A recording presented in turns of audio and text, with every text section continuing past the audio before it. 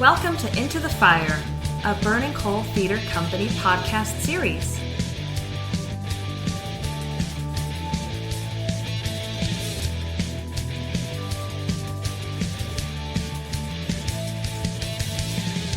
Hi, this is Jerome Davis. I'm the artistic director of Burning Coal Theater Company, and I'd like to welcome everyone to Into the Fire, the Burning Coal Theater Company podcast series on all things theatrical.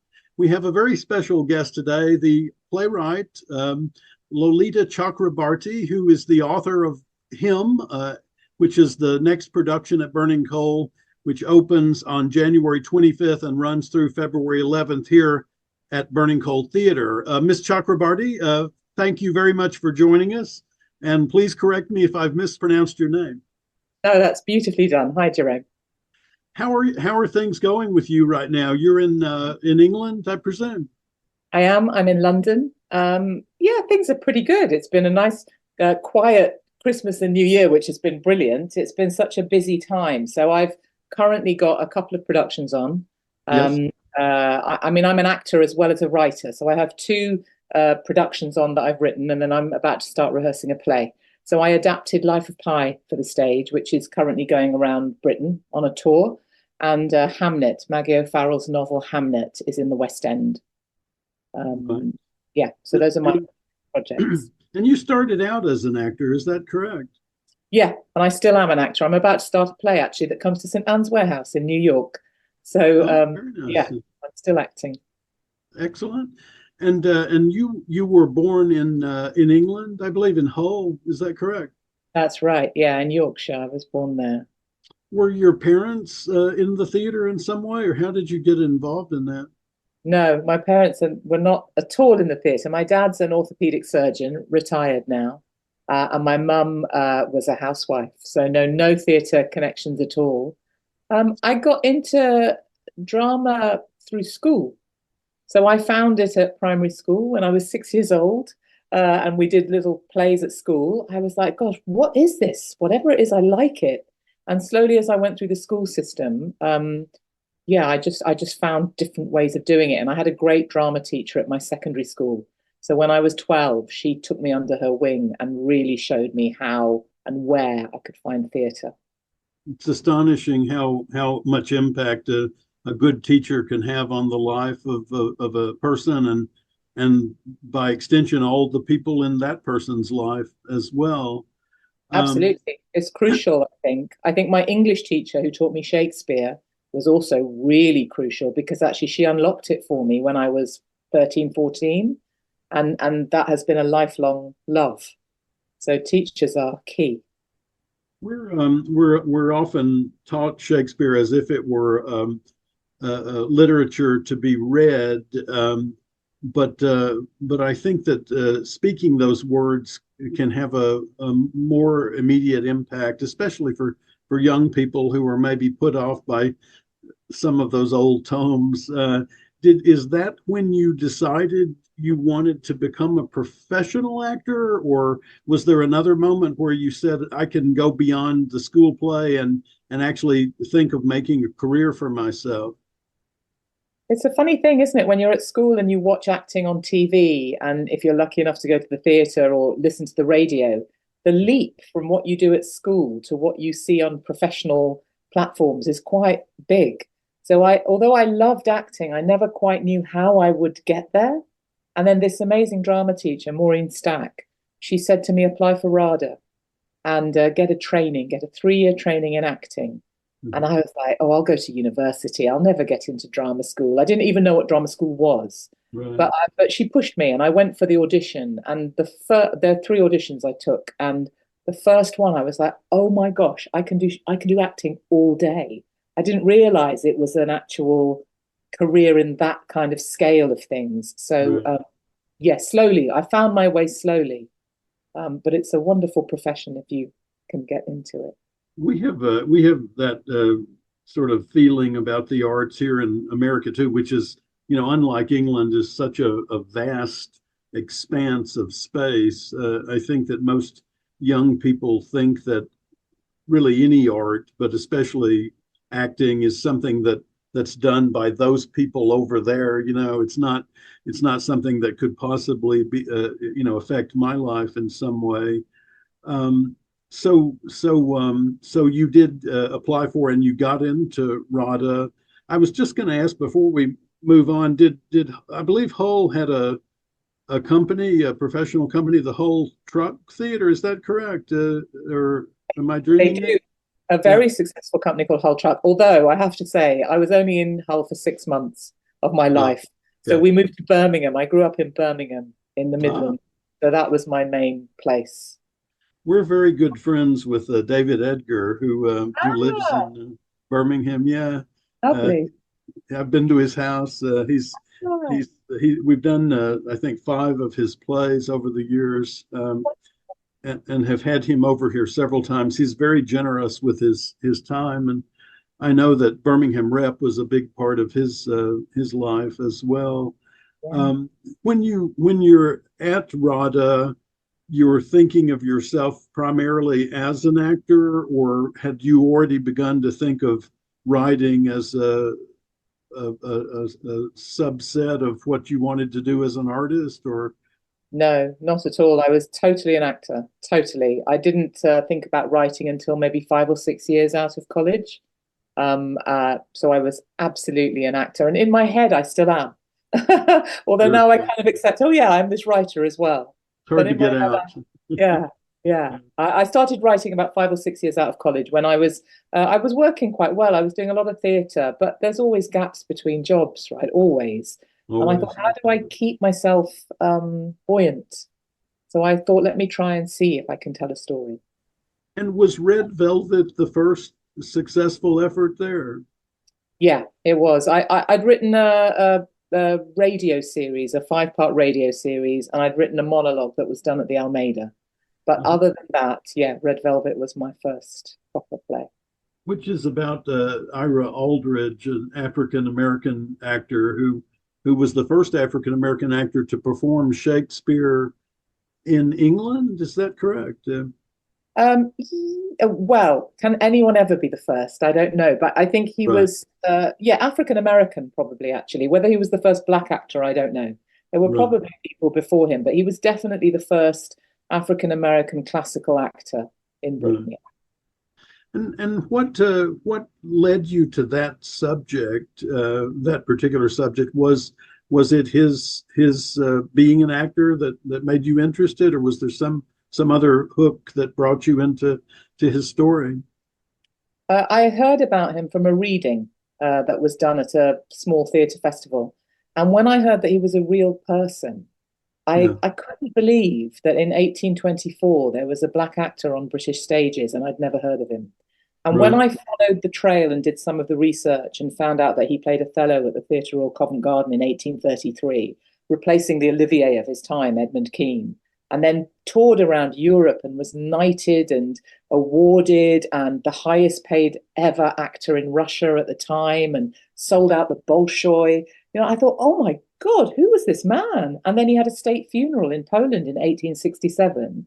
And I'd done drama O-level, drama A-level. I'd studied at RADA. I was immersed in theatre, and I had never, ever heard of him.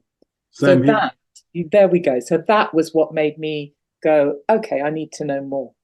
I had an interesting experience at the Tate Modern, or the Tate Britain. Sorry, you've seen the painting of Ira Aldridge there. Yeah. We take little groups of people over to see plays every once in a while in London, and we were touring the Tate Britain, and they came to that painting. We're talking about Ira, and I noticed the red velvet, and I said, I wonder if that's where this playwright got the title for her play. And the guide had no idea that such a play existed. So he said, that's going in the notes. That will be fun. So, excellent. Yeah. I like the publicity. I actually got the title for Red Velvet. It's not from that. It's from when I was 15. My school used to bring us up to London to see plays in the West End. And so in a day, a theatre studies trip, we'd see 2 West End shows.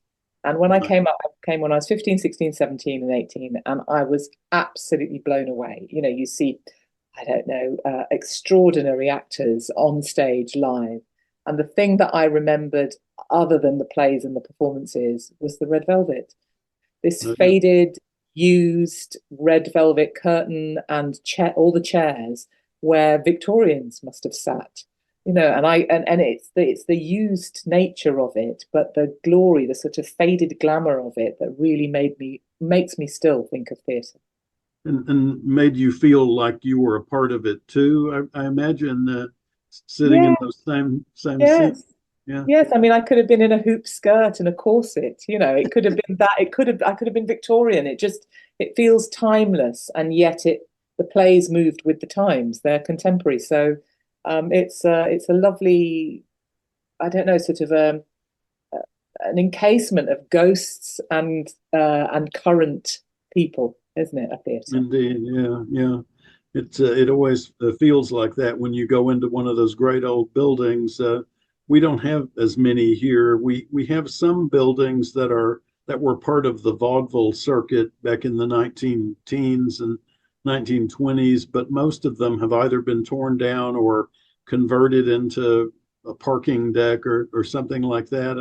But there are a few. There are a few around, and North Carolina has a couple of them here, but unfortunately they just don't get used anymore for that, and so we don't have that same history. And I think that's our loss. I wanted to talk with you about him, but first, let me just ask you one other question. The Life of Pi was very, very successful. If I believe I'm correct in stating that it won one of the major awards for best new play of the year a couple of years back. Yeah, The Evening Standard or the Olivier, one of it was those. the Olivier. The Olivier, yeah, Yeah. the big one. Uh, and then your more recent adaptation of Hamnet, which started at the RSC and has now moved into the West End. And I believe you're working on other adaptations, or you have worked on other adaptations as well. Is that something that you enjoy, or is that? I mean, this is a little bit of a crass question, but is that just a way of making money while you're between original plays, or how do you feel about that as a Oh, writer? well, it's always about making money, isn't it? Because I Yeah. need to feed myself and my kids. But no, that's never the motivator. I have to say, the story's the thing. And because I'm an actor, what's lovely is I think I probably do more money work as an actor than I do as a writer, because the writing commitment is so long. Yeah. At the lowest level, it's at least 2 years, and at the highest, it's 7 or 8 years or more. That actually to commit to it, I need to really love the story. So when I find something I really enjoy adaptation, but I need to mix it with original work. So I've done two Yeah. original and three adaptations, and in what's coming up, I've got maybe two or three original, two or three adaptations. I like to keep it mixed up. Do the adaptations get generated from you outward, or do people bring them to you, or some of each? They bring them to me. No, I haven't volunteered an adaptation. So the three that I've done are, as you mentioned, Life of Pi and Hamnet, and I also adapted Italo Calvino's Invisible Cities. I don't know if you know that. It's a very strange novel that some people say is their seminal novel of their life. And some people like me go, okay, that's intriguing. I'm not quite sure what it means, but it's intriguing. So I like a variety. I like the different flavors and tastes. Hamnet and Pi are very, very different types of stories. Very. Yeah. So I like the challenge of that, and also to make a dramatic structure, a linear, sort of thrusting, interesting, driving story out of somebody else's world. It's a challenge. You wrote him, I imagine, during the pandemic. Had you started on it before the pandemic hit, or no? Yeah, it's funny. I pitched it before we knew of the pandemic. I pitched it to the Almeida, and they went, "Oh yeah, we'd like to do this." And then I don't know, 2 or 3 months later, the pandemic happened. It was my fastest play, because I'm really used to people going, "This is interesting," and then they think for 2 years while they think of whether they want to do it or not. But Yeah. this the Almeida rang up and said, okay, we want to do it. Because obviously things had been limited, and everyone was trying to think, how do we make work in this lockdown? Yeah. So I wrote it, and it was on within a year. I saw that production, which I thought was just really, really well done. Thank you. Um, it it's about well, this is probably not in your mind at all, but it seems to me that it's very relevant right now, uh, being as it is about two brothers of the same father who are trying to find a way to understand each other, I guess. I'm thinking about what's happening in the Israel Palestine. I don't even know if you can call it a conflict, but the bombardment or whatever. Um, Yeah. I'm just wondering if that thought has crossed your mind since all of that started, or if it was on your mind when you first wrote the play. Gosh, that's so interesting. That's the wonderful thing about when you make work, right? The interpretation that is put on it from people's experience changes it. I hadn't thought about it. I guess I did him a couple of years ago now, and so no, I hadn't thought of it in terms of Gaza and Israel, but that's a really interesting, not juxtaposition, suggestion, proposition, actually. Yeah, two brothers trying to get to know each other, and does it work? Right, Yeah. right. Your ex-husband, Adrian Lester, is one of the great actors in England. Has been for quite a while, and he was one of the two roles. Did you write the play with him in mind? I did, but actually, it was Danny Sapani who played the other role, who I'd worked with in Invisible Cities. Invisible Cities is about Kubla Khan and Marco Polo, and Danny played Kubla Khan, and he was absolutely brilliant. And I remember thinking, oh, I'd like to write something else for you, and uh, and so when the idea came up, I thought I wanted to write something smaller because I'd done Life of Pi, which was enormous, and Invisible Cities, although it was two actors, was a very big cast of dancers and all sorts of things going on. And so I thought, and I got this idea of the brothers, and that's when I thought, yeah, Danny and Adrian would work. So that's how that came about. But I wrote it for both of them specifically. Yeah. I saw his company years ago, back before I knew who he was, or frankly who Stephen Sondheim was, years and years ago, and thought that was a very revelatory production. And to see him again that much later, working on something at that scale was just really lovely. When him I don't want to give too much away about the play because our listening audience will not have seen it yet, most likely. But it's mostly, it feels like a very joyous play and a very upward thrust toward the relationship that's building between the two brothers. And then it ends somewhat more uh, tragically, I think. And I've wondered about that over the years. I've wondered why you thought of that as the right way to conclude that story, um, and um, and how that landed on audiences. I know how it did the night I saw the play, but I'm just curious if you have any more thoughts about that ending. That's interesting. Why did I go towards the tragic in the end? I mean, my starting point was to have a love story between two heterosexual men. So Mm. that's what I wanted. I wanted to explore love between two men, and not a romance, but a building of a bond. And it was based on my relationship with lots of friends, my male friends, and sort of wider circle of male people around me, because I thought the world is full of stereotypes, right? And we talk often about the stereotypes of women, but I thought the stereotypes of men don't allow for the softer elements that I see my male friends always expressing about, how, oh, I like your shirt, I like your hair, whatever their beauty regime is. These things you just don't expect men to discuss it really, and I wanted to see that kind of intimacy. Um, and I guess the tragic turn, well, it's a play. Something has to happen. There needs to be some drama underneath it. Otherwise, we watch two people who fall in love and then they end up in love and that's it. That's not really a play. When you come for an hour and a half, 2 hours, there needs to be contrast, shift, opposition, conflict, difficulty that is overcome. I guess that's what I think of drama. And if I was to make them fall in love, have a lovely relationship, and walk off into the sunset, I would personally, as an audience member, find that quite unsatisfying. I want to be a bit more exercised in the theatre. So I suppose I was writing for myself as an audience member.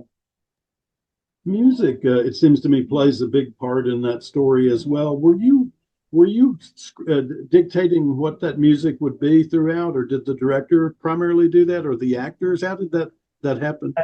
That was me. That was me completely. So I'm a kid of the 80s. I grew up in the 80s. I was a teenager in the 80s. So a lot of the music, that's why the two brothers are 50, and it was set in, they would have been born when I was born in the 60s, late 60s, 70s. And no, that was completely me. And it was music that I felt told a story. So there's an innate story in each song, and there's a sort of vibe in each song. Somebody asked me, how did you choose the music? I said, it's just stuff I like. And there's a joy in that. But then there's a lot, things like Lean on Me and Down Here on the Ground. These are they've got such a evocative mood in them, and it fits story, and it had a clever way of going in and out of what I was trying to do. And the hip hop, I just like it, and it gave a good.